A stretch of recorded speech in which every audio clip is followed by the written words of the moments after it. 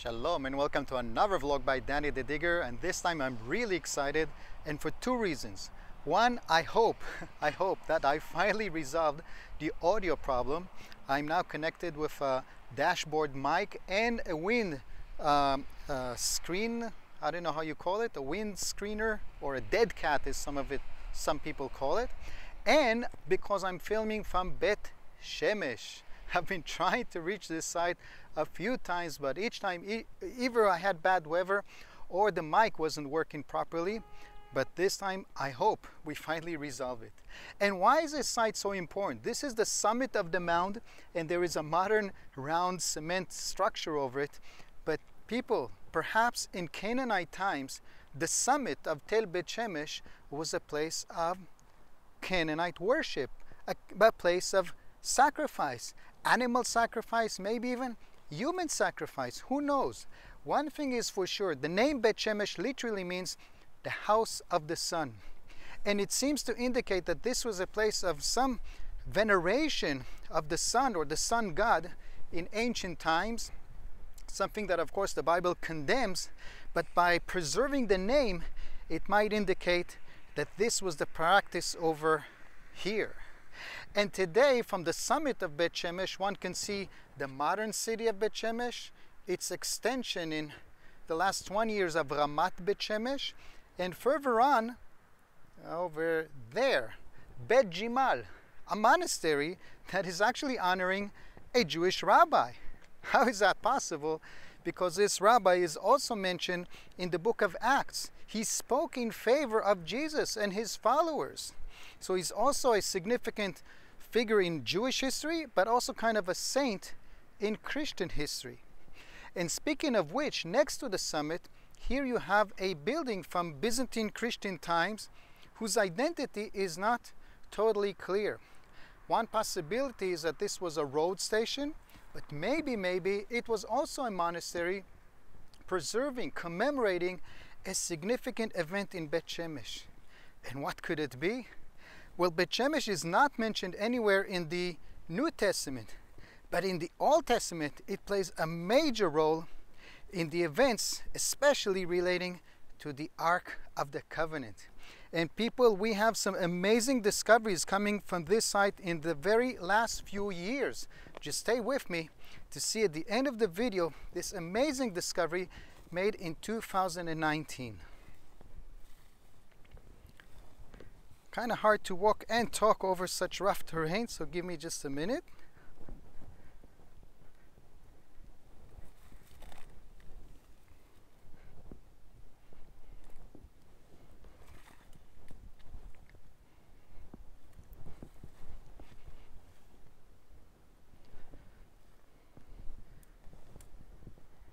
Okay, here we go. Look at these arches, the foundation of some building that is maybe 1,000 years old, maybe 1,500 years old. Definitely ancient, almost prehistorical in American terms. But in the terms of the Holy Land, it is late antiquity.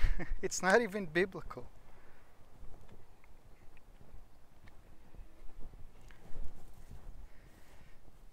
Here is the main entrance to the main hall.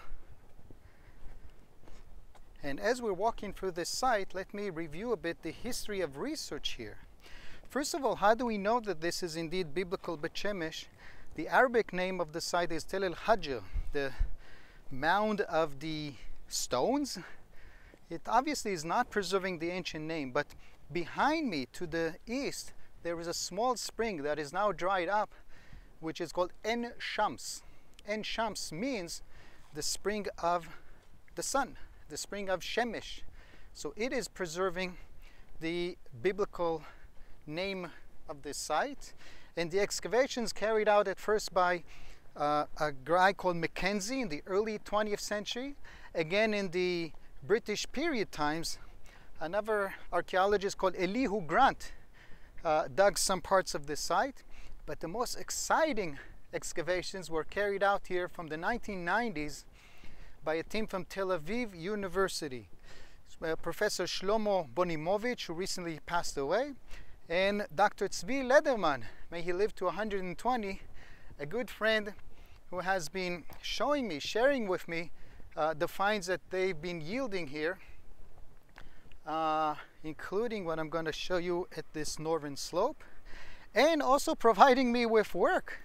When I was an archaeology student, the Canadian students that used to participate in this dig, I would take them on the weekends for study trips, all relating to history and archaeology. Now, I know it doesn't look very impressive today, but these are the northern slopes of the mound. And here, Lederman and Bonimovich uncovered remains of the city's gate. Kind of hard to track it today.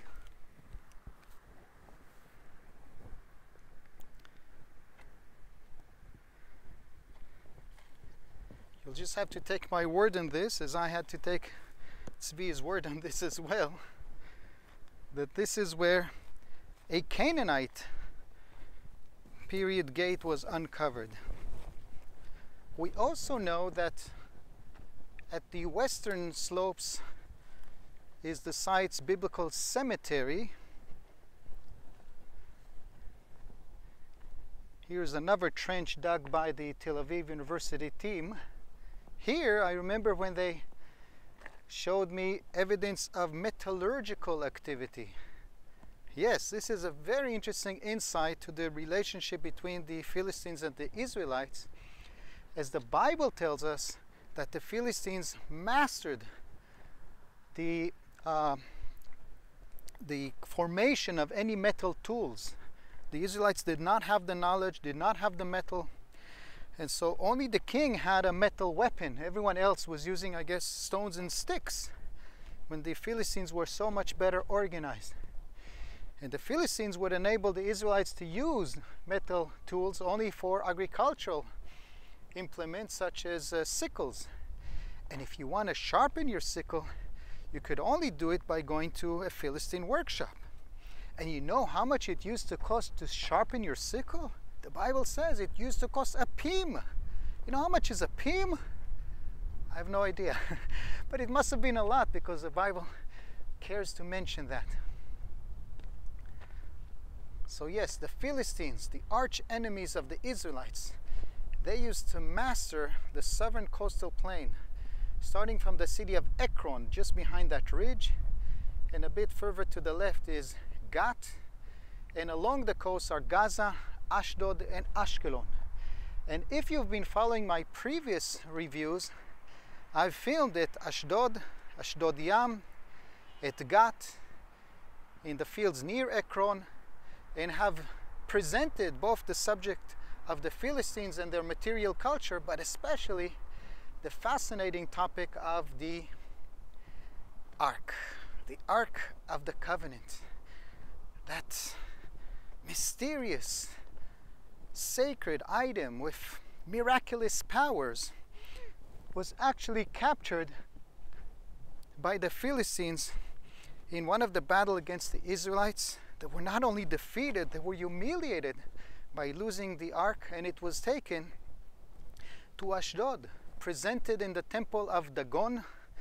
But then the people of Ashdod deeply regretted it, as it caused a plague. It caused terrible death among the Ashdodites, and it caused also the sculpture of the chief god of Dagon to break apart. So they send it to the city of Gat, which ends up in similar manner. It also causes a plague, and the people of Gat send it to Ekron. The people of Ekron say, no, we don't want it in the city, and they keep it in the fields, maybe on the very top of the ridge there, until they complete, after 7 months, a carriage that will be pulled by cows, not like the train pulling the carts right now. And that chariot will take the ark from the Philistines back to the Israelites, and here it gets magical. The Bible tells us how the people in Beth-Shemesh, the closest city to Philistine land, to the site of Ekron, they are harvesting their fields, perhaps right here down in the valley, when they hear a noise. And it's not the train from Tel Aviv. It is a carriage pulled by cows, and on that carriage is the Ark of the Covenant. They all get very excited, and according to the Bible, they bring it to the field of Joshua, in Beth-Shemesh, in his plot, and they put it on a big stone. Remember that term, a big stone. The cows were less happy with all of this event, as they were sacrificed to God in an act of appreciation. And the ark was kept in his plot on that big stone for a while, until the Israelites also regretted having it, because it caused a plague also among the Israelites. What's going on here? It can cause walls to fall apart, like in the case of Jericho, but it can also cause a plague also among the people who worship it.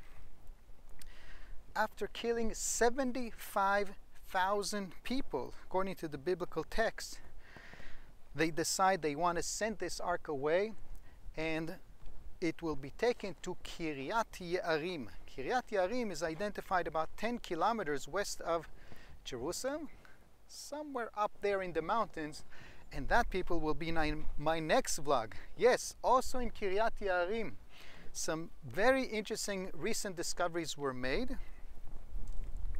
But here at Beth-Shemesh, the Tel Aviv University made in 2012 an interesting discovery that could relate to all of this story. Let me take you there.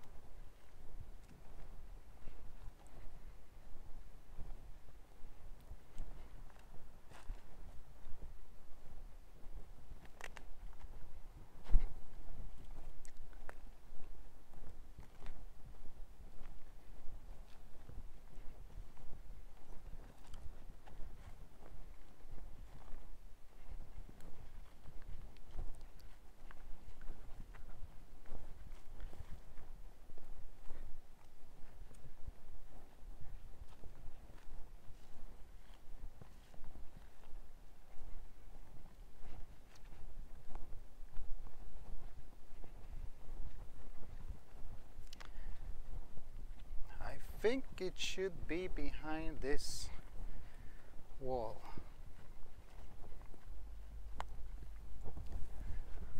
Yes. Okay, this is an area that was excavated along the northern slopes before I was in the southern slopes. I may have got it mixed up before. These are the northern slopes of Beth-Shemesh.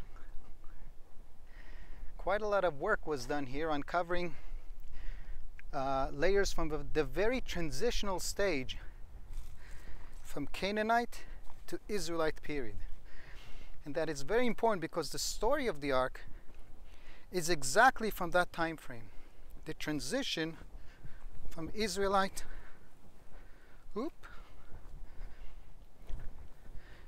transition from Canaanite to Israelite times. A lot of pottery shards are scattered here.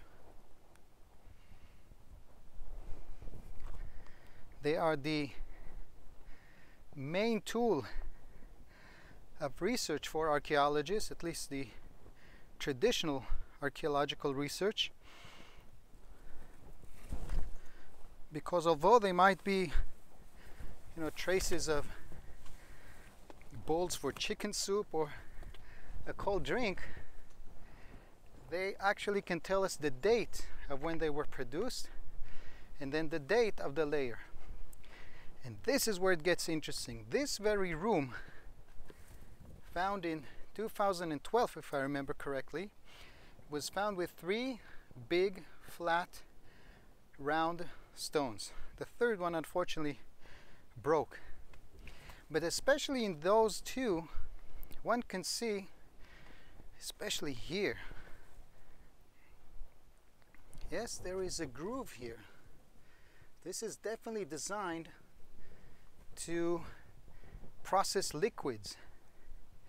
Now, one possibility is that we are talking about an olive press, as olive presses were common. In Ekron itself, the neighboring Philistine city, we found over 100 olive presses from Israelite times. But there are no other components of an olive press here, so what else can it be? And the other option, especially when Tzvi told me that this is from the 11th century, hey, I told him, maybe this is the very place where the cows were sacrificed. Maybe this is all part of religious activity. Plus the fact, an argument in favor of this possibility is the fact that in the field here, this wall is just a field, it needs to be removed. You have so much dark material, thin layers of dark ash. And it includes also little bones. When Tzvi showed me this, I told him, hey, maybe this is the very place where the cows that brought the ark were sacrificed, and this is why you have these thin layers of ash. So Tzvi laughed and said, listen, Danny, you can tell whatever you want. This is not scientific enough. And so I did. I used to bring people here and tell them of this possibility. But in 2019, just a minute before the pandemic broke, Tzvi made an amazing discovery. Wait, I'm moving here a bit. In the room in the back.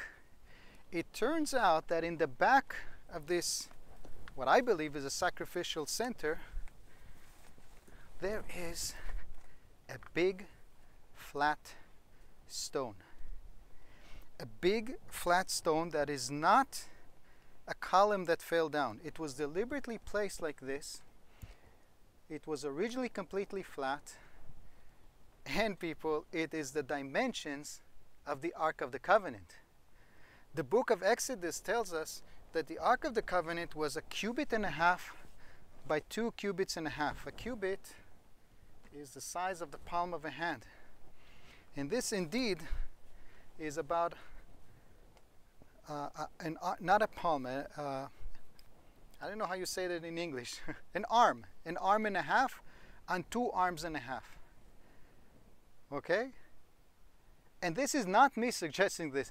Tzvi himself, when he discovered this, proposed at some conference that maybe this could all be related to the story of the ark. I was blown away hearing this for the first time. And I have to tell you, I brought a few TV productions here. Some of you may have seen me bringing here Eric Steckelbach, The Watchmen. The Science Channel made a whole series about the ark, including a chapter at this site. And recently with a German production. Hi Vivian, I hope you're watching this. Okay, this is such an amazing discovery. Honestly, I don't understand why it's not getting more world attention. The back here, you could say this is just a place for people to sit and to eat here. No, it's all part of sacrificial activity, and the bench here was maybe to put offerings on it. And the thin layers can also be seen here, thin layers of dark ash, just following this area. They're actually from a higher level, which may indicate that in a later time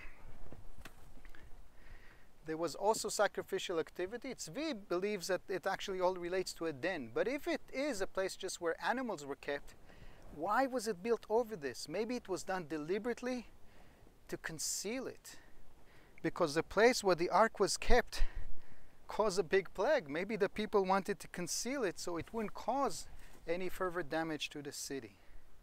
Any way you look at this, this is an amazing discovery that relates so vividly to these biblical narratives, which are so far back in time. You would think that these are just myths, you know, like the Iliad and so on. But no, there is a grain of truth behind them. And there are substantial archaeological evidence that could be related to this. Another major archaeological discovery that the team made here, already in the 1990s, relates to the Assyrian attack on the city. Beth-Shemesh, like any other Judean city, had to protect itself. And although I don't have gear to film in the dark, I will show you the entrance. This is the place where the Israelites, or the Judeans, have prepared for the Assyrian attack and made a big water reservoir that apparently didn't save the city. The city was still conquered by the Assyrians. It was attacked and conquered again by the Babylonians. And eventually its people left. But this big project of providing water to the city was left concealed until a chance discovery in the 1990s. Here's the channel that fed it. And who knows how many more fascinating finds could be made here. But that's it for Beth-Shemesh for today, at least the highlights. But don't go away. My next vlog is going to be at the site where the ark was taken to. Taken from Beth-Shemesh, the Bible tells us it was taken to Kiryat Ye'arim. Literally it means something like the city of forests. But the Bible also calls it Kiryat Baal, which makes it a bit more interesting because Baal was a Canaanite deity. Like Beth-Shemesh, it seems that there are very interesting links between the Israelite worship and the Canaanite previous worship. And where is Kiryat Ye'arim? It is identified in a hill above an Arab village called Abu Ghosh, more or less in that direction. What can be seen there? Just in recent years, some new excavations were carried out. You have to see this. So watch out for my next vlog. And of course, hit like, hit subscribe, tell everyone of this big project I'm aiming to broadcast from Israel almost on a daily basis from archaeological sites, presenting latest discoveries, latest debates, interesting topics relating both to the Old Testament and the New Testament. So long for now.